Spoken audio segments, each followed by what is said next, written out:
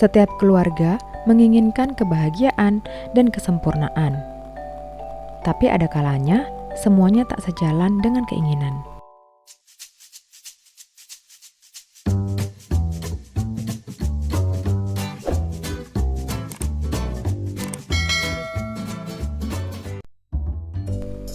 Ada sebuah keluarga memiliki anak dengan ADHD. Lantas, apa anak ini tak layak untuk bahagia? Tentu saja mereka juga layak. Kitalah sebagai orang tua yang seharusnya membuat mereka bahagia. ADHD atau Attention Deficit Hyperactive Disorder adalah gangguan mental yang menyebabkan seseorang anak sulit memusatkan perhatian serta memiliki perilaku impulsif dan hiperaktif, sehingga dapat berdampak pada prestasi anak di sekolah. Sebenarnya hingga saat ini penyebab utama ADHD belum diketahui dengan pasti. Akan tetapi kondisi ini diduga dipengaruhi oleh faktor genetik dan lingkungan. Selain terjadi pada anak-anak, ADHD juga dapat terjadi pada orang dewasa. Tak ada yang menginginkan penyakit ini. Namun ada baiknya kita mengetahui gejala ADHD. ADHD biasanya sudah terlihat sejak masa anak-anak. Gejala ADHD biasanya muncul sejak usia 3 tahun dan akan terlihat makin mencolok seiring bertambahnya usia pada anak, terutama saat anak-anak masuk sekolah atau di awal masa pubertas. Meski begitu, bisa saja gejala ADHD baru terlihat ketika penderita sudah dewasa.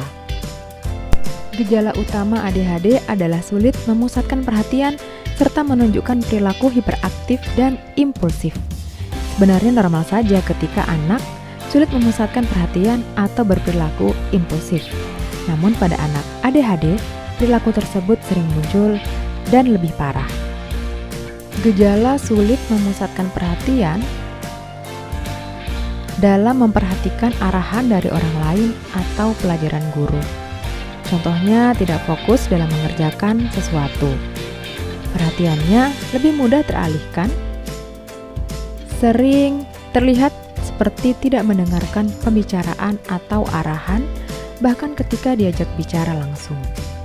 Tidak dapat memperhatikan hal-hal dengan detail, ceroboh, sulit mengatur tugas dan aktivitas yang dijalani, sulit mengikuti instruksi untuk mengerjakan sesuatu, sering kehilangan barang-barang yang digunakan sehari-hari, tidak menyukai aktivitas yang perlu memusatkan perhatian seperti mengerjakan PR. Bila hanya ada gejala ini tanpa perilaku hiperaktif, artinya penderita mengalami ADHD jenis inatentif.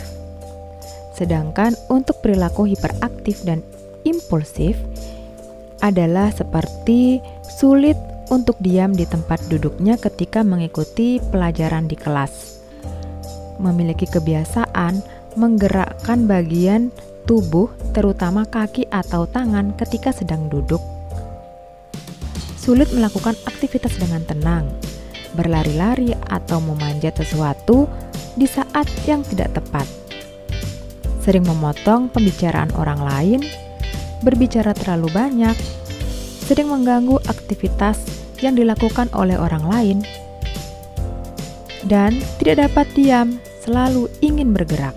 Kebanyakan penderita ADHD mengalami kedua gejala tersebut, meskipun kadang hanya salah satu gejala yang nampak. Misalnya pada anak-anak yang belum sekolah, gejala hiperaktif akan lebih menonjol. Bagaimana dengan penyebab dan faktor risiko dari ADHD? Penyebab ADHD belum diketahui secara pasti, namun sejumlah penelitian menunjukkan bahwa ada beberapa faktor yang bisa meningkatkan risiko anak terkena ADHD. Faktor risiko ini meliputi faktor genetik, yaitu memiliki ibu, ayah, atau saudara dengan ADHD atau gangguan mental lain. Faktor lingkungan seperti ibu yang mengalami stres sewaktu hamil, paparan racun dari lingkungan sewaktu masa kanak-kanak, misalnya paparan timbal dari cat. ADHD juga berkaitan dengan gangguan pola aliran listrik otak atau gelombang otak kelainan pada struktur fungsi otak atau kerusakan otak sewaktu dalam kandungan akibat ibu menggunakan nafsa, mengkonsumsi minuman beralkohol, atau merokok selama masa kehamilan. Ada pula yang menganggap bahwa gangguan perilaku hiperaktif pada anak disebabkan oleh sugar rush atau konsumsi gula yang berlebihan. Namun, hal ini belum terbukti dengan benar. Bagaimana dengan diagnosis ADHD?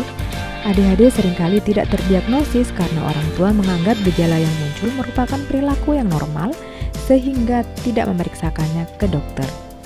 Oleh karena itu, penting bagi orang tua untuk mengenali gejala ADHD serta mengetahui perbedaannya dengan perilaku normal pada anak-anak.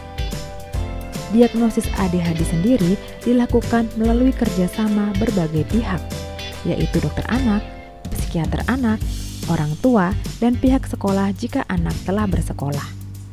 Proses diagnosis melibatkan wawancara baik dengan anak, orang tua, maupun guru. Selain itu, dokter anak juga akan melakukan pemeriksaan fisik dan penunjang untuk mencari penyebab lain yang dapat menimbulkan gejala yang mirip dengan ADHD.